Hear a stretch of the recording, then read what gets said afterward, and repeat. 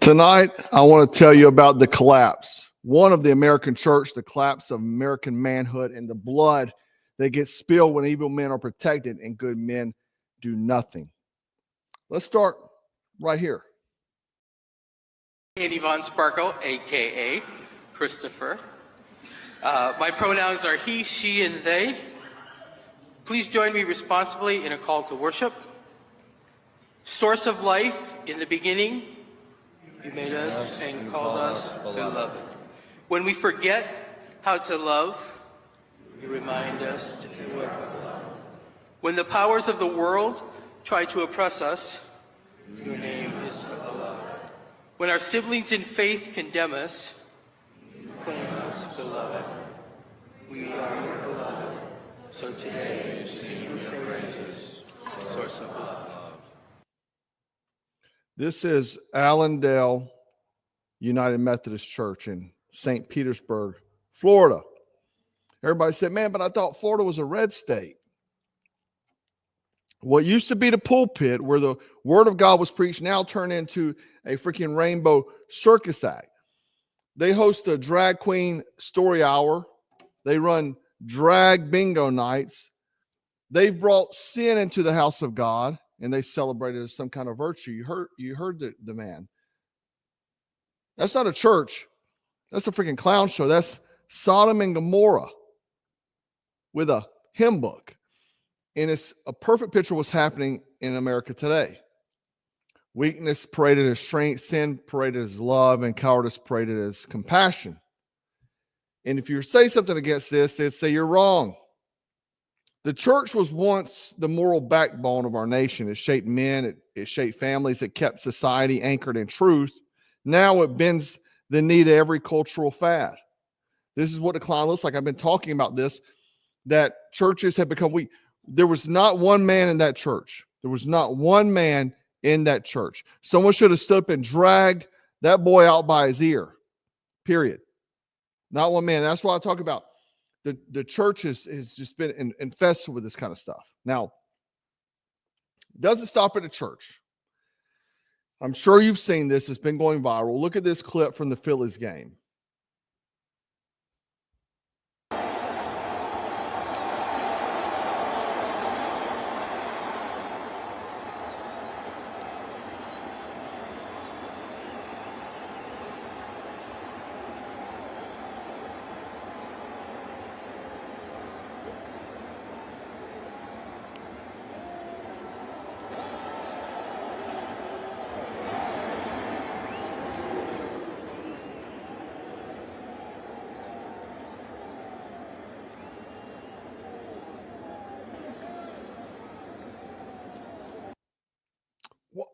Why do they always look the same?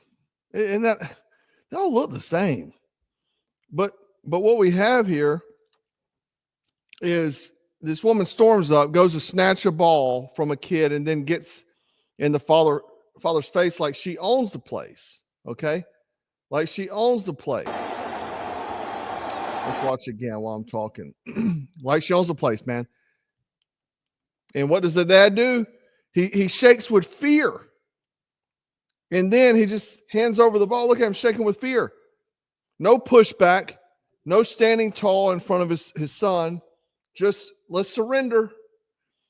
That right there is the death of American manhood in one video. Men have been conditioned to bow, shut up, and to fold even in front of their own children. And women, they've been told they can walk into a man's space, scream in his face, and suffer zero consequences. I want to show you how the kids acted in an interview after the fact. To her, but we can't win. She was gonna get it anyways. Sure. Yeah. She wasn't gonna take it, but I decided to give her the ball. I apologize to you, but it was the right thing. We just wanted her to go away. Yeah. And it worked out. You got a bat. Yeah. Pretty cool. Dad, do you have any regrets giving the ball back? Yeah, like I said, You know, that was what we were there for. We were there to get a home run ball. So I thought I had accomplished this great thing, and putting in his glove meant a lot. And she was just so adamant and loud and yelling and persistent. And I was They went there for the home run ball. This is what a neutered man looks like. The son, you saw him. Well, we had to give it to him. Whoa, we didn't have to. She wasn't going to take it. Yes, she was. That would have never happened in a society of strong men. You can't make me believe it, never. But we live in a culture where feminism gave women a free pass, and when men were told to sit down and obey. And then the next generation is watching. That little boy didn't just lose a baseball. He watched his father bow. Model weakness. That's how you kill a nation, man. Not with bombs, but with broken men. Okay? And then we segue into the Charlotte light rail stabbing. And if you think this is just about gangs and churches, let me show you what it costs in real life. On August 22nd, now you thought it just happened this weekend because they just talked about it. But this 23-year-old Ukrainian, beautiful young girl, looked like she was getting off work. Her name was Irina Zaruska. She was brutally stabbed in the throat on Charlotte's Lynx Blue Line train. Her killer was this scumbag. Look at all the mugshots. 34-year-old career criminal named DeCarlos Brown Jr. It wasn't a fight. It wasn't provoked. Irina just had gotten off work. She was minding her own business, and Brown, who had been arrested over a dozen times, released by soft judges again and again, walked up and slaughtered her. Investigating a horrific random murder that took place on the city's light rail system last month. The victim, this woman you're looking at, a 23-year-old Ukrainian refugee who came to the U.S. following the Russian invasion of her country. News Nation's Alicia Nieves is here. Alicia, I saw the video. This is heartbreaking. Walk us through what happened. Such heartbreaking, concerning for a lot of people, not only those in South Carolina, but if you're a mass transit person, which millions are, this is concerning. Police are saying this is actually a random attack. The killing took place August 22nd in Charlotte's upscale South End neighborhood. Surveillance video you were talking about that was released by Charlotte Area Transit shows the 23-year-old Irina Zaruska boarding a light rail Lynx car and then sitting down in front of a man now identified as 34-year-old DeCarlo Brown Jr. After nearly 5 minutes, Brown pulls out a folding knife. He seems to be playing with it or moving it back and forth and then attacks her. Police say that Brown stabs Zaruska 3 times, including a fatal blow to the neck before walking the length of the train and exiting. Now, transit police arrived within minutes of the attack, but she was dead and pronounced as much. Brown was arrested and charged with murder, and Charlotte's police say that he is homeless. He has a lengthy criminal record. His most recent run-in with police was back in January. He was charged with misusing 911 during an apparent mental health episode, but was never hospitalized or jailed. Police are continuing the search right now for a motive in this case, but doesn't take away.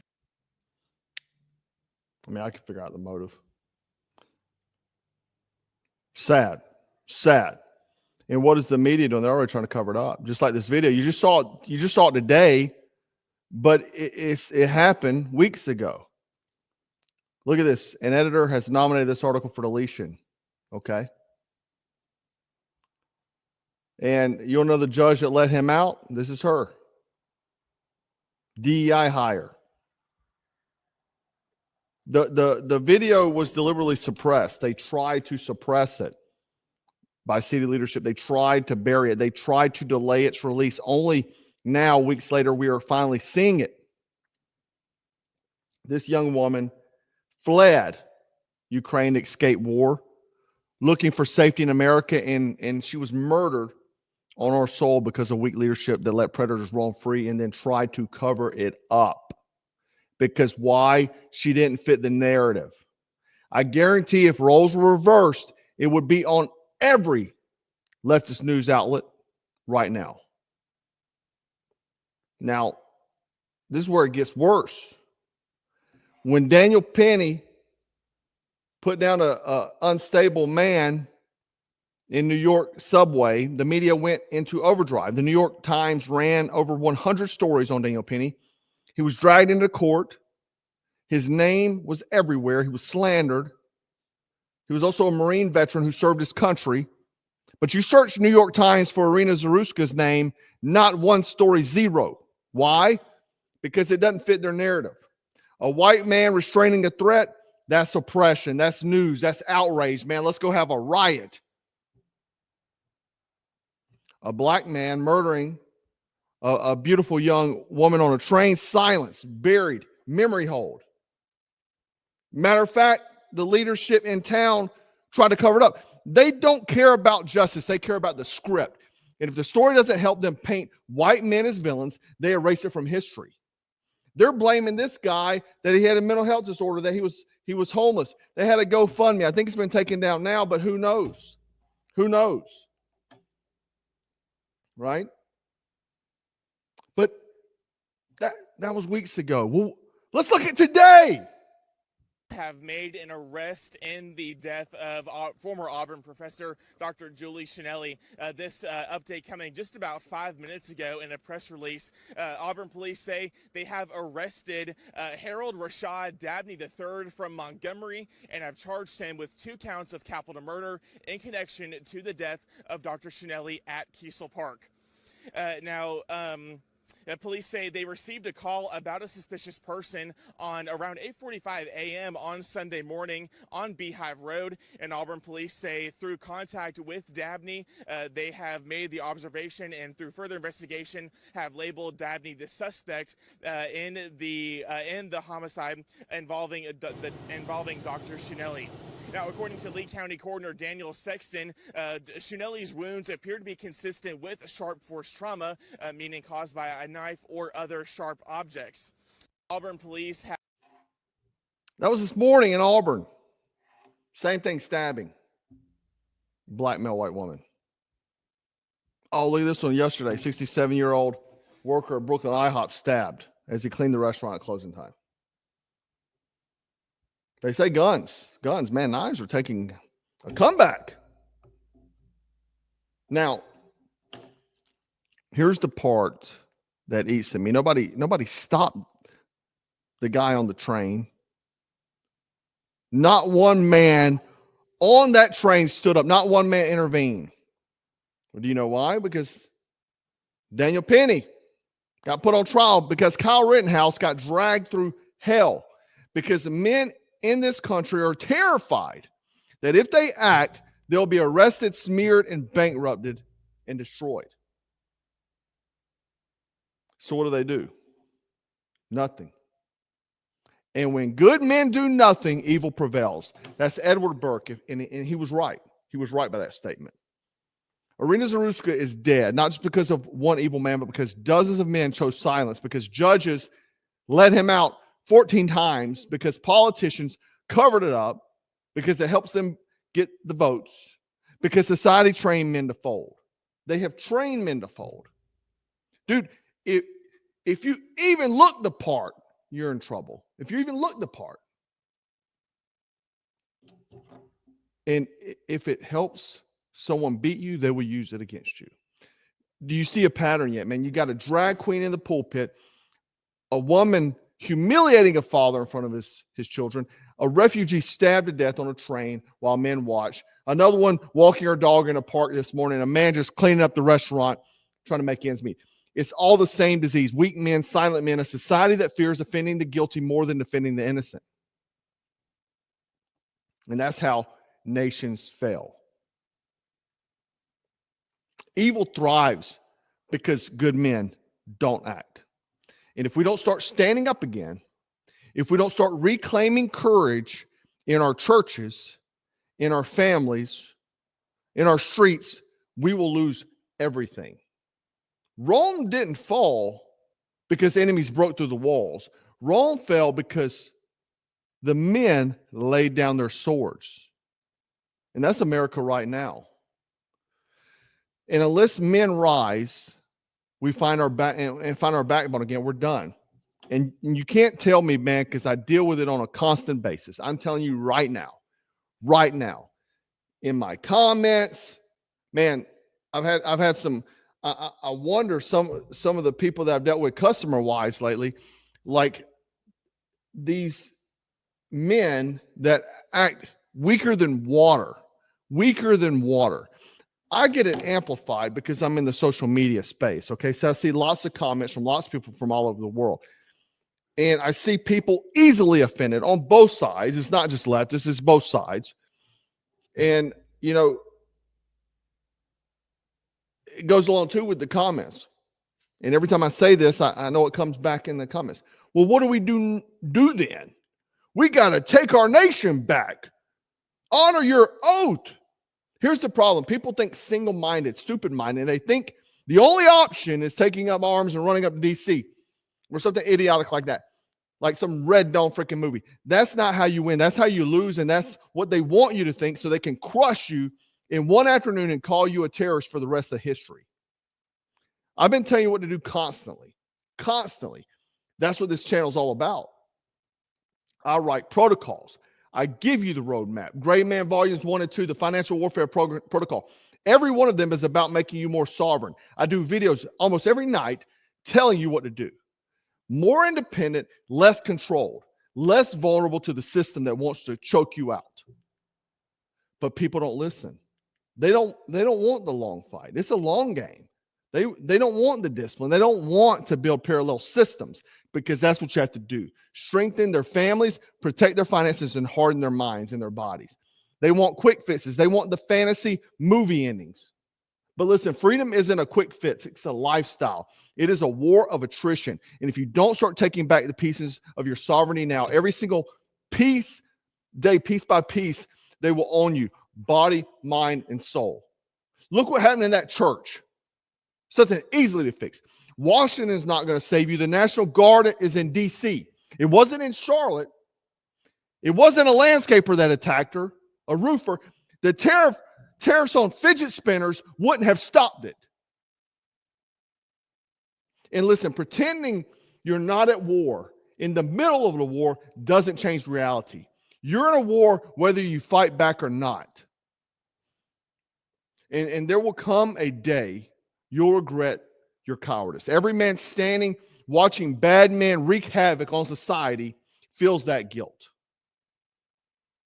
Right now, a lot of people deny it. I see it in the comments. They say, oh, there's no war. It's just politics. It's just culture. Things aren't that bad. You're just a clickbait fearmonger. Meanwhile, they're stripping you of your sovereignty. Where's all the Doge savings at? Where's your tax cuts at? They're weakening you. They're telling you what you want to hear, what you're allowed to say, and what you're allowed to think. Meanwhile, you're saying, go team, and it's all going the same direction. That's what war is. But when you're afraid to tell yourself, or you tell yourself, if I pretend there's no fight, the fight won't happen. That's not how reality works. If a man steps into your face, cocks his fist back, and you just stand there saying, well, if I don't swing, he'll go away, you're finished. When you give in, your enemy doesn't pat you on the back and forgive you. They don't show you mercy. They devour you.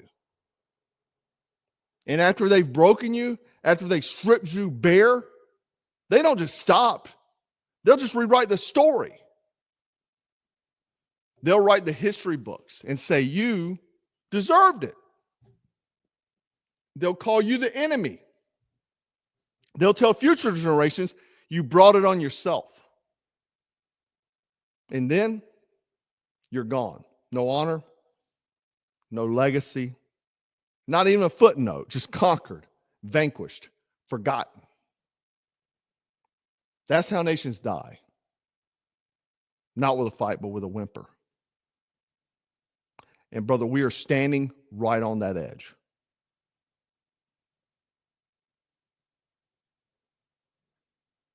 Right now.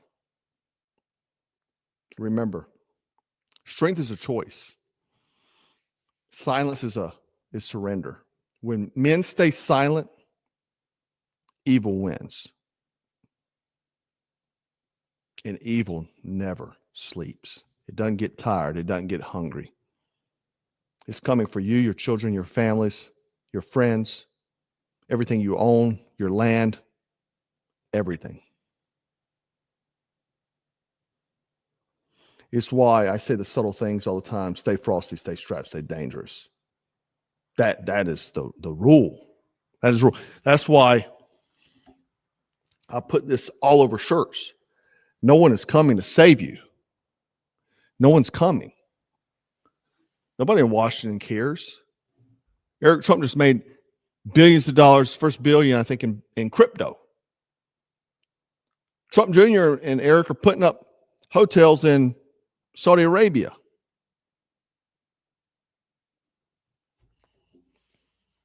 Apple got a nice cut. The other tech overlords will too. What did you get? You got 3%. You got that you can claim some tax on tips. Let it sink in. Stop pretending like somebody's coming to save you, because nobody is. Stay frosty, stay strapped, and always stay dangerous. Take care.